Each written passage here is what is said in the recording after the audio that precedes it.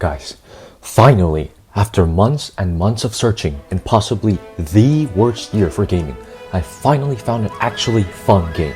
Okay, so you know when you read short reviews of games and you always see the words, a must play, incredible, how does this game exist? Pretty much 90% of those times it's just an exaggeration. Well, if I do a little bit of calculus in solving for X sign theta, only 10% of those times are actually representative of the game's funness. And in a huge stroke of luck, I was fortunate enough to come across a game that fits one of these 1 out of 10 moments called It Takes Two. This game is an absolute blast, so strap in, buckaroo. It Takes Two takes the theme of working together to its biggest and best possible version. Everything in this game involves collaboration! And I mean everything. The puzzles revolve around mechanics that have to be used together. The story of the game is about working together to save a marriage from divorce. The game itself is a cooperation game and can only be beaten with another person. This kind of dedication and commitment to a single revolving theme is honestly admirable.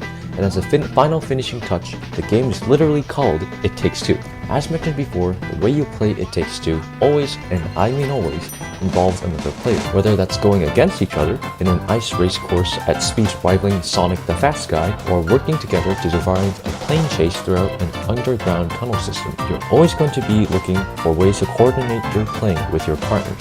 And surprisingly, as chaotic as it might get, it never overwhelms the players. And I think that's because It Takes Two never gives it a reason to be overwhelming. Instead, it gives you a reason to do something else, like, for example, laugh. Let me tell you right now, seeing me and my brother finish that tunnel escape segment only to die right after we flew out the last tunnel was downright stupidly fun. We both laughed a good laugh, and I mean a good laugh. The one where you actively have to stop yourself from laughing because you can't breathe. Even though we failed, I wasn't disappointed that we didn't make it through to the absolute end because there wasn't a good enough reason to be sad about it. If there ever was a time where we felt even remotely bored, which I'm pretty sure was never, but I'll give it the benefit of the doubt, we would always turn to the minigames. I'm not gonna lie, the minigames are actually just so fun to do, and it's probably more fun than the actual game itself. The amount of minigames in this game is absurd. I mean, you have the classic Whack-A-Cody, you have the thumb-melting tug-of-war, you have Plunger Dunder, King Brothers, Bird Star, Bomb Run, and my personal favorite, the Ice Race. All of these are just so fun to do with your partner player. The one I mentioned, the Ice Race, me and my brother played that for 30 rounds straight. That's pretty much an hour just sitting in front of the TV screen trying to beat each other. I mean this when I say it, not a single second wasn't spent without fun. So, let's say you're like me and my brother, coming off an hour plus of back-to-back ice racing. What do?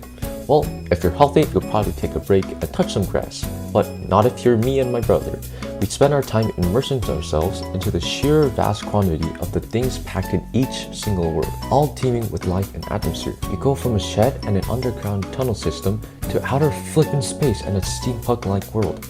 Each and every one of these games feels so lovely to walk, run, and jump in. The game just wants you to have a good time with the person you're playing with, and it's so clear.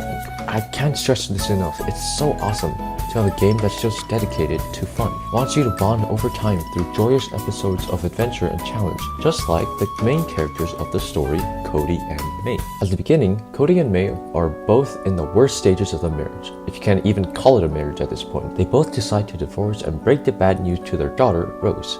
That goes as well as you can expect, and Rose runs over to a book called The Book of Love by the one and only Dr. Hakim. She pleads for the Book of Love to do something about Cody and May's failing marriage, and as Rose's tears drop onto the book's pages, something weird happens. Cody and May become these little dolls, and without a choice, they're thrown into random worlds by the one and only Dr. Hakim, into a wacko journey through a workshop, space, a snow globe, you name it. And as you and your buddy play as Cody and May, it's like you two are actually those characters in the game, bonding with each other over time. And as you watch Cody and May reconnect through these spectacular scenes, It Takes Two teaches you something that a lot of people forget, and it's these 10 simple words. There are bad days, but there are good days too. Just like Cody and May's marriage, life goes through some tough times every so often. Just yesterday, I lost a soccer game 1-6 in the morning. That is crushing. Usually it's like a 1-point difference, or probably even a tie, but we lost by 5 points. That is terrible. If that's not the worst start of the day, I don't know what is.